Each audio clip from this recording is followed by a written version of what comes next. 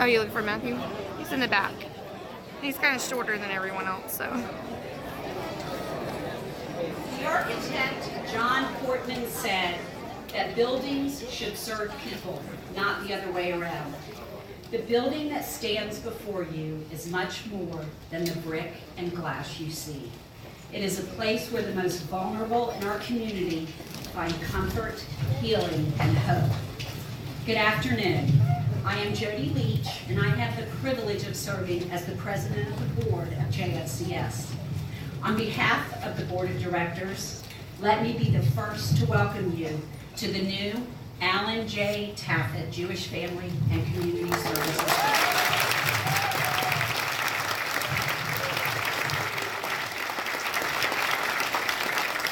Let me take a moment to recognize some special guests who are here with us today. Rabbi Yaakov Fish from Eitz Chaim Synagogue, Rabbi Shaya Hopman from the Torah Academy, Rabbi Shira Rosenblum from the Jacksonville Jewish Center, and Rabbi Matt Cohen from the Temple. From Senator Bill Nelson's office, Michelle Barth, Khalil Jamal, Catherine Hupp, Jocelyn Vasquez, and Kate Brescia. State Attorney Melissa Nelson, Public Defender Charlie Kofer, representing Congressman Rutherford's office, Ryan Bass, Councilman Matt Schellenberg, Michelle Braun, President of United Way, Judge David Gooding, Judge Gary Flower, Judge Kelly Eppley, Judge Gary Wilkinson. We are honored to have our very own Colleen Rodriguez's sister, Judge Mary Ann Aho, and I am especially grateful to have both my parents here today, Judge Harvey and Lois Schlesinger.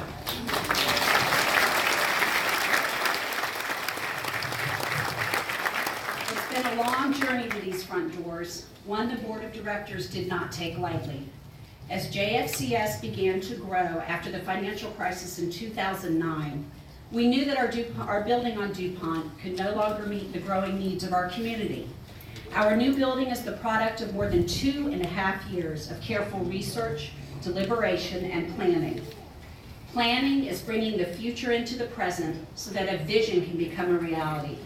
And today, through the generous commitment of you, our donors and supporters, we continue the vision of our founders 100 years ago to serve our community in the spirit of Tikkun Olam, repairing the world. Our success would not be possible without the hard work, dedication, and commitment of our truly outstanding staff. Over the past 2.5 years, Colleen Rodriguez has not only served as the executive director of JFCS, but also as chief designer, architect, builder, and fundraiser for this project.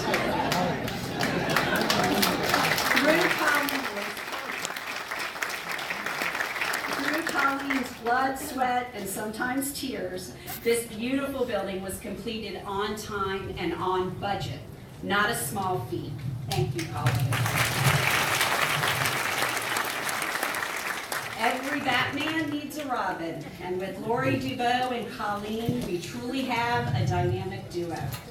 Although he doesn't walk around in a cape and tights, as far as I know, we have to ask his wife, Linda. And Lori Dubow, JFCS has a true superhero. As most of us here know, Lori, Linda, and the entire Dubow family, Michael, Helen, and Susan, truly embody the tradition of Tikkun Olam.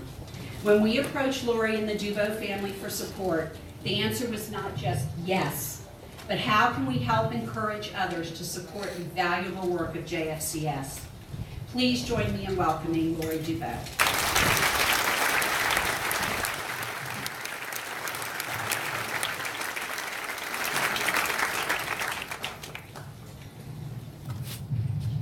Thank you, Jody.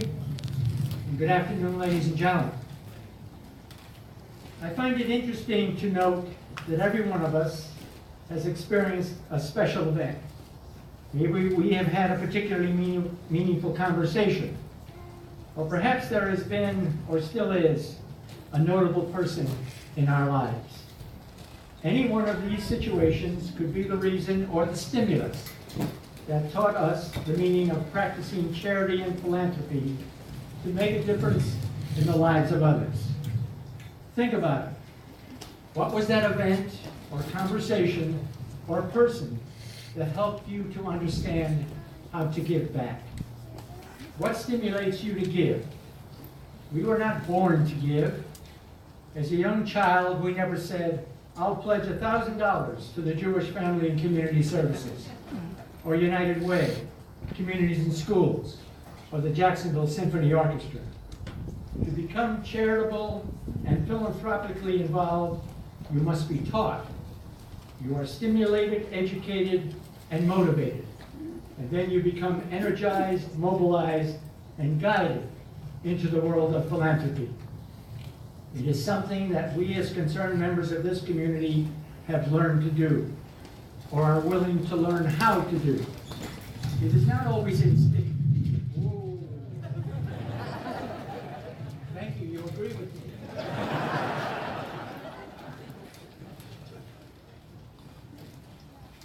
It is not always instinctive.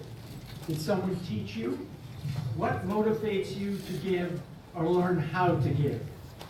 We all learn from someone or from a particularly meaningful incident.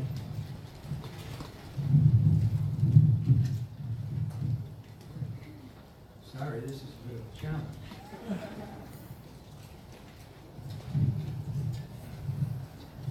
I distinctly remember the lesson my mother taught me. She said, there is always something you can give to those in need. And when you do, you not only make a difference in their lives, but it impacts your life as well. My mother was a very smart woman in so many ways. Her acts of kindness, her understanding of the needs of those less fortunate, and my seeing how by a mere offering of a meal, a kind word, or a gift of money made such a difference in the lives of people in need. It taught me a valuable lesson, something that I keep close to me as I do the memory of my mother. Each of us, every one of us that are involved in acts of charity and philanthropy have our own story of why we give back. What's your story? What's your story as it relates to making a difference in the lives of people who require help? There is no particular magic involved in acts of giving back to benefit those adults and children in need of help. We've all had those moments. We've all had those moments in our lives. You've done it. You have enjoyed it. They are clear, concise, and gratifying moments. But more than that, it stimulated your friends and family members to do the same, to follow your lead. The Jacksonville Jewish Family and Community Services is currently celebrating their 100th year of making a difference in the lives of men, women, and children in our First Coast community. Very few local nonprofit agencies can say that. This year, in the year 2118, when the Jewish Family and Community Services will be celebrating their 200th anniversary, 100 years from now, I want to be sure my great-great-great-grandchildren can walk through this building or one that will replace it, and they will say, our family name is on one of the walls in this building, and I know it's there because although I never knew him, my mother and father have told me stories that were passed on through generations about my great-great-grandfather. His name was Lois. And they will say from what they heard, he must have been a very nice man.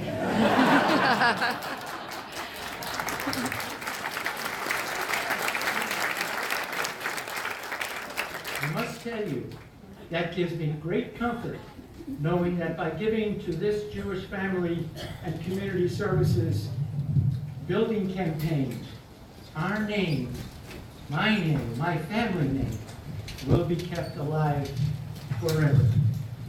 This same story will be told by the generations in your families as well. So where is it written that those of us who have financial capability at all levels of giving to this building campaign are obligated to give back? I tell you, it is written in our hearts. It is ingrained in our minds, and it is entwined in our inner souls. It is that voice locked deep inside each of us that talks to you, that guides you, that when making a meaningful donation to the Jewish Family and Community Services to help them pay for this building and its contents and be mortgage free, it brings a smile to your face. Trust me, that voice is there. We all have it. We all hear it. That same voice keeps telling Colleen Rodriguez and her staff people to continue the mission of maintaining this agency as one of the best in Florida, helping women, men, children, and families in need. And so they do. And they will continue to be successful, but only with our help. With our help. As you walk through this building, you will see plaques on the walls adjacent to a room or area indicating the donor's name. You will also see signs on the doors or walls of other locations stating the dollar amount needed for dedication of that particular area. Colleen and her staff persons, as well as all JFCS board members and those of us involved in the fundraising campaign, will be available today to talk with you as you tour the building. We want you to understand the fact that constructing and furnishing this excellent building, and also the renovation of the Allison Stein Robbins building on DuPont Station Court, can be accomplished and completed without incurring any mortgage and be totally long-term debt-free. It should be done, it can be done, and with your help, it will be done. I am pleased that so many of you have already joined with us on this journey in making a significant upgrade to the JFCS facilities, which will make a difference in the lives of the people who come here for help and assistance. And we welcome all of you to become partners in this exceptional program. Together.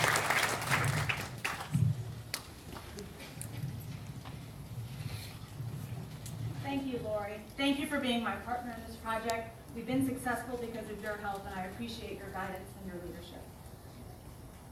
Hello, I'm Colleen Rodriguez, the Executive Director of Jewish Family and Community Services. Welcome. Thank you for being here. Thank you for spending our special day with us. You are the reason we built this building, and I'm so glad that we're sharing this experience with you. Next month, I will have been at this organization 20 years. During that time, I've had the privilege of working with the most caring and committed group of staff I've ever met, the most supportive and hands-on board of directors that anyone could wish for. I am not a crier. Woo. And a community that is giving and works hard to make Jacksonville better every day. And that is evident by you being here. For as long as I can remember, we've dreamed of having a building that was designed to meet the specific needs of the clients and community we were established to serve. Today, that dream has come true for JFCS. As Jody mentioned, it's been a long journey. Years of planning, dreaming, and hard work went into making this day a reality. I surely did not do this alone. And in fact, I hate to admit it, but I wasn't sure this was the right building for us at first. We'd made other plans and had other ideas. So I have to thank Dick Brody, who thought this building was worth another look. And to my other partner on this project, Mark Angelo. I actually sent Mark to look at this building with Dick, and I told him very clearly we weren't interested. And an hour later, he called me back and had the daunting task of telling me he thought this was in fact the building that JFCS should call home, and that maybe I should reconsider my plan. So here I stand publicly. Get ready, Mark, because I'm only going to say this once. You were right, and I was wrong. I'm sorry, Beth, if that makes him unbearable at your house. So thank you, Mark, for your time, guidance, and being my voice of reason throughout this project. The words people have used to describe this building so far have been wow, impressive, warm, perfectly designed for the work you do. I could go on and on. Tom Duke is the architect that designed this space and the remodel of our other location. This building is perfectly designed to meet the needs of our clients in a respectful way because Tom took the time, along with his assistant Rachel, to learn about JFCS and the work that we do. So thank you very much, Tom and Rachel.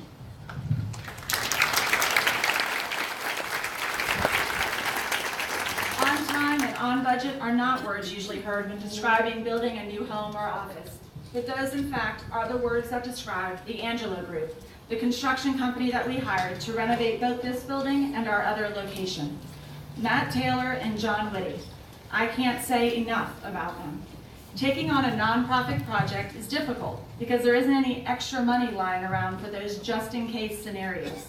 They both worked tirelessly to make sure that we were getting the highest quality product for the nonprofit rate. Renovating a building was unknown for me, and I can't think of two better people to have gone through this process with. Thank you, Matt and John.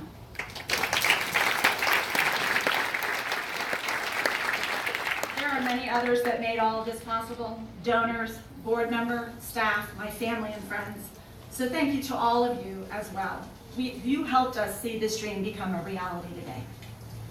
I now have the privilege of introducing Ina Taffet and her cousin, Rhonda Passing, who are going to tell you a little bit about the man, Alan J. Taffet, whom this building was named after.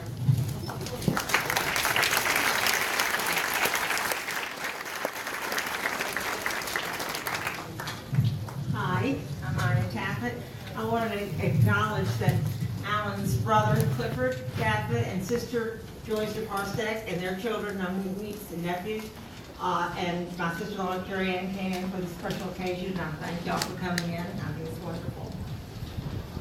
Bragging is the worst sin. As I was constantly reminded by Alan, but look what I'm doing, Alan. Please forgive me, but this audience wants to know why your name is on this fabulous building. Most important are the good deeds that will be created in this building and will be so worthy of any amount of money that will aid in the JFCS's successes. Try to say that one. Second, Alan's good fortune will bless so many people, even though he is not physically here. I know many others like myself feel this deep chasm inside us, and we want to help. And lastly, if the soul is watching us, I would like him to know how proud I am with every caring deed he did in his life. And having his name on this building will help, will heal, and will give a better life to thousands of people who will pass through these many doors. Alan's success was self-earned, just Alan, choosing challenges and sometimes risks towards making life full of exciting memories and steady growth of accomplishments till the day he died. And I want to add, he was a fabulous husband and an exceptional human being. People will speak openly and with compassion about what this Alan J. Taffet building is doing for humanity. So you see, he is not dead, but he's alive in this building. My sweet, adorable, beautiful sister cousin, Rhonda Passing, will continue this little repartee about my Alan.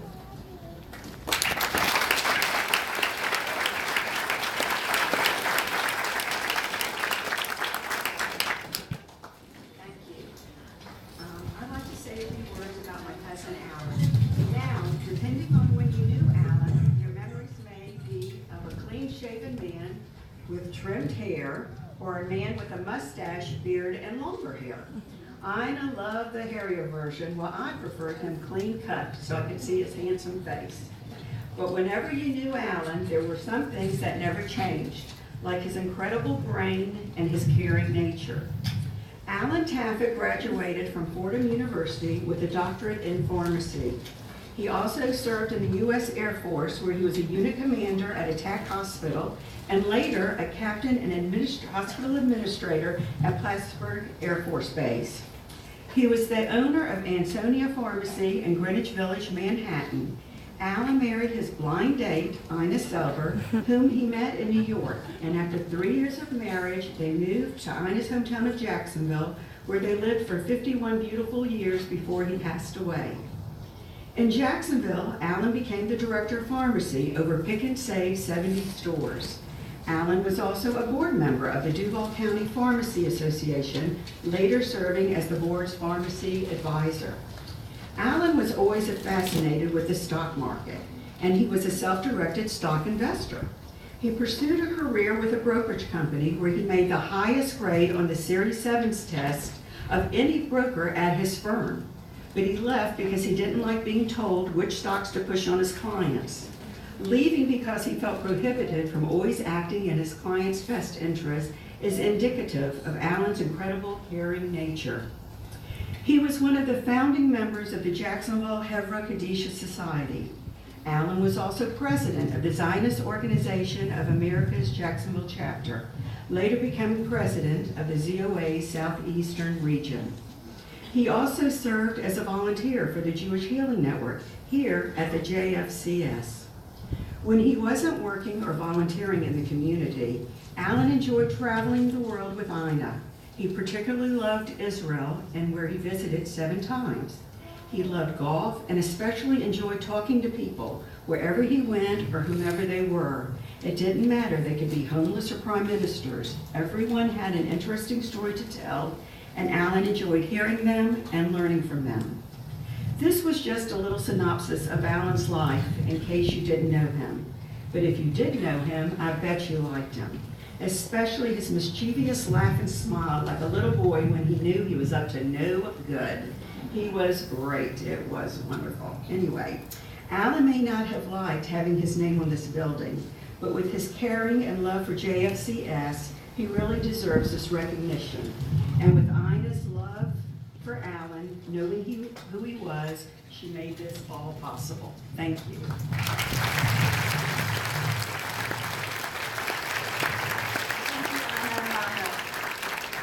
Within these walls, we will have the Frisch Family Holocaust Memorial Gallery, the only Holocaust memorial in Northeast Florida. I now invite Ben Frisch to come and speak about what the gallery means to his family.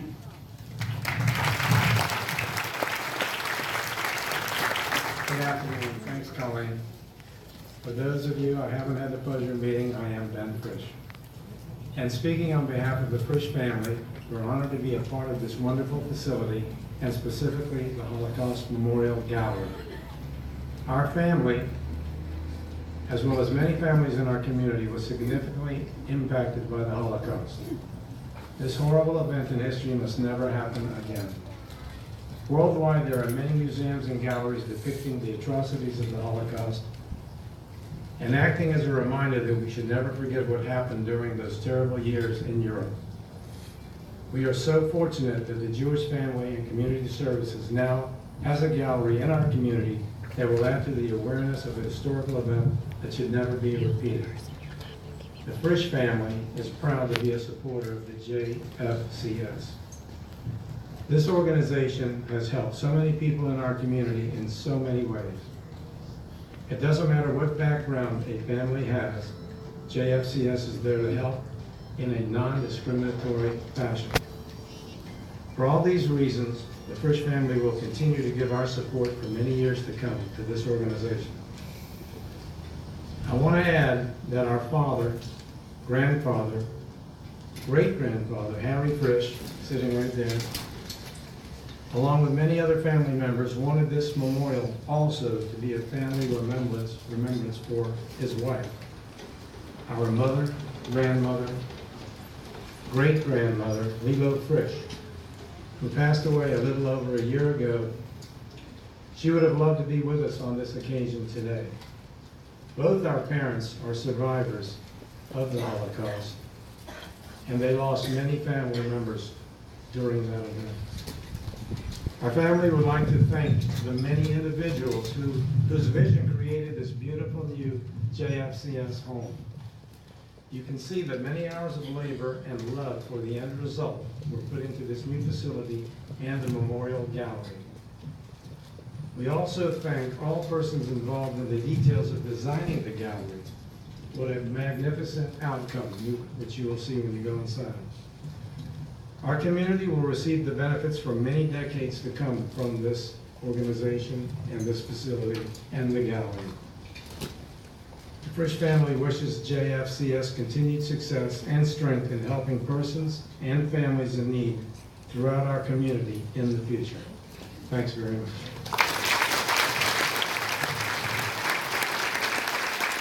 Thank you, Ben. Our last speaker today is a very special man, Morris Bendit. He himself is a Holocaust survivor, and it was his vision, his plan, his dream that made the gallery a reality. I now invite Morris to come up and share with us his thoughts.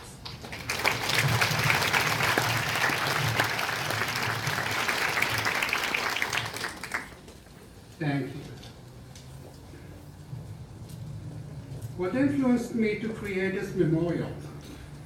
After several years of speaking about my experience as a young child during the Holocaust to high schools, colleges, and many other organizations, I realized I need to do something more. I need to pay tribute to all the victims of the Holocaust. The Holocaust, or as I prefer to call it, the Shoah, was the worst time in human history. The purpose of the Shoah was to eliminate every Jewish person in the world. 2/3 of the European Jewish population were the victims of the most horrifying murders known to mankind. Our people were scattered in mass graves all over Europe, without a headstone or even a marker. This includes my father and many of my immediate family. Approximately 2 years ago, I was in a meeting with Colleen to discuss an event the JFCS was hosting. During that meeting, I mentioned to her about my wish and vision to have a Holocaust memorial site in Jacksonville. A memorial that would represent and acknowledge all 6 million Jewish men, women, and children that died a senseless death. I did not have a chance to finish my thought when Colleen stood up, picked up a poster that had a sketch of a new JFCS building with a Holocaust gallery in front of it. Right after, she went over and picked up another poster with a picture of an existing building that would need a complete build-up. However, she said there is something else. There's a long brick wall that covers the length of the main entrance.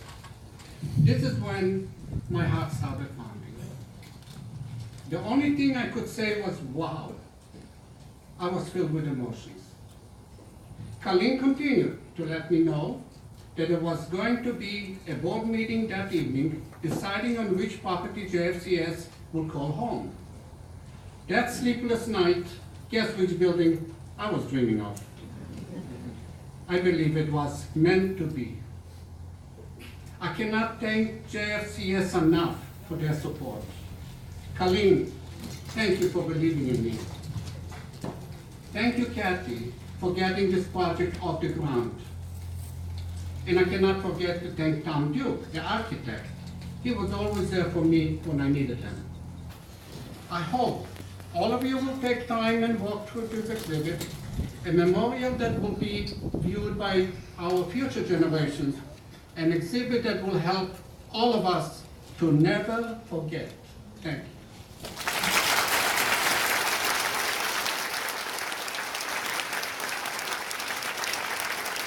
Thank you, Morris. So we have a time capsule that John Whitty, I think you've heard his name a few times today, will be burying in the front of our office with the goal for it to be opened in 25 years. Our goal was to put items in it that describe our agency, what we stand for, and the work we've done in the community for 100 years. Today we have 7 individuals that will place something in the capsule that represent our history and our future. Morris Bendit, a Holocaust survivor, Essence McKinney, a foster child, Matthew Villarreal, an AFL student, Eunice Zister, a longtime volunteer, Ina Taffet, a donor, Weenie Levin, a 27-year employee of JFCS, and Mrs. Jamal from Senator Nelson's office. So if you'll please come forward to place your items in the time capsule.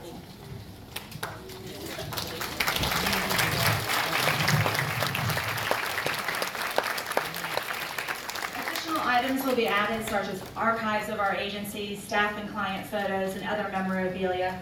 If any of you have something that you'd like to add to our time capsule, you are welcome to do that. Just bring it by the office this week.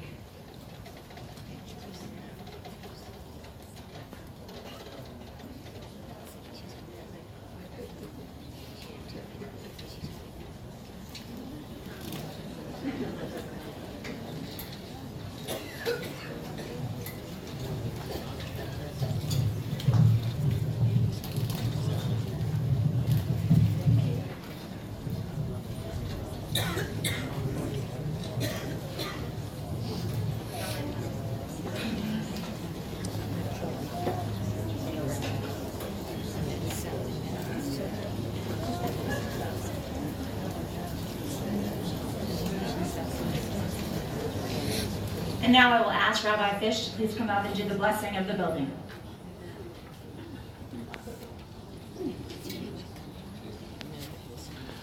Thank you, Colleen.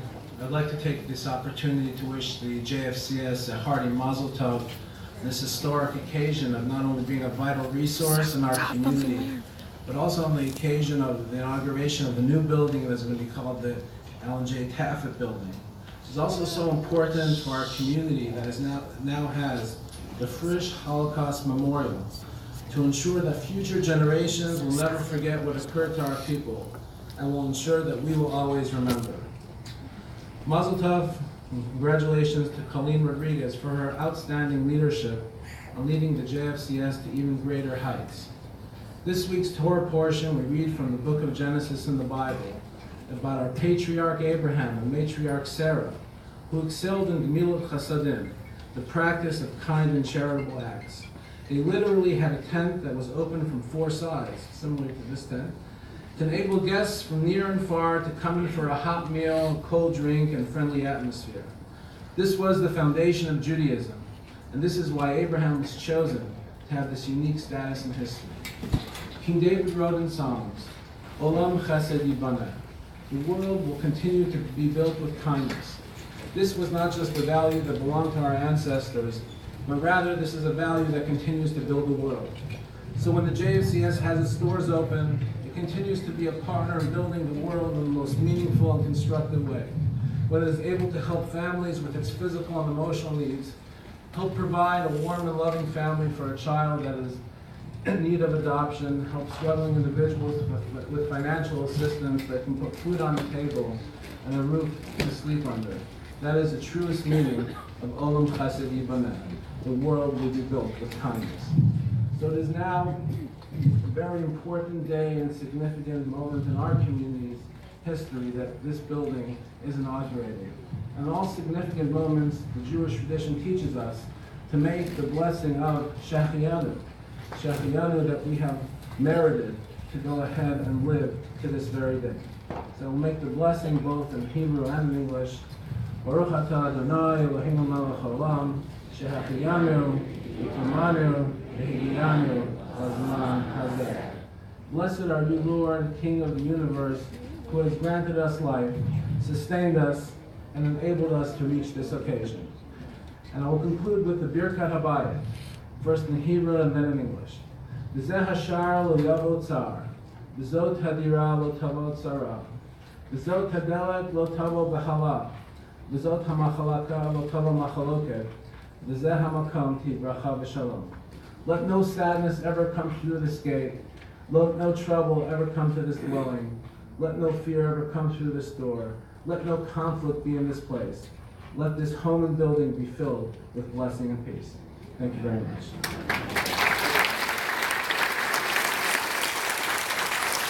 Thank you. So now I would ask everyone on the stage to carefully make your way over to the ribbon while I just share some logistical information with you all. We have several Holocaust survivors and their families in our audience today. After we cut the ribbon, we ask that you give them just a few moments to make their way into the gallery. We are thrilled at the turnout today of over 350 people, so we ask that you be patient with us. There are 2 entrances, one here right behind me and one to my left through the Irish Young Children's Garden. Make note, due to the storm, that garden is still in progress. But if you come through the main entrance, you can turn left for a self-guided tour. Staff will be stationed around the building to talk to you about the work that we do in that space. Or make a right and head towards the Chartrand Tolerance Center if you would like refreshments. There are also refreshments down to my left in the Irish Young Garden. Thank you again for being here today. If you're not able to make a tour or come in and see the gallery today and you'd like to come at another time, you are always welcome. This is truly a building that is here and been designed for the community. Thank you again.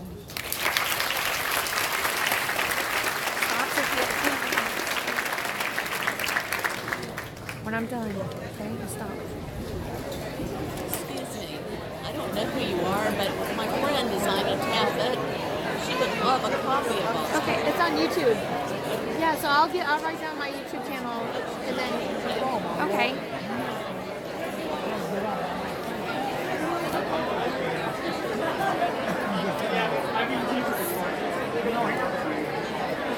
Hi, I'm Carol Sachs, Stanley's.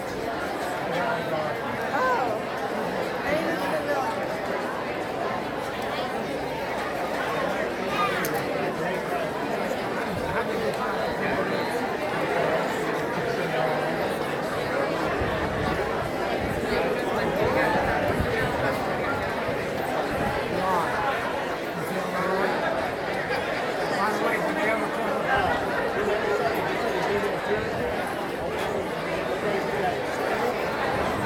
All right.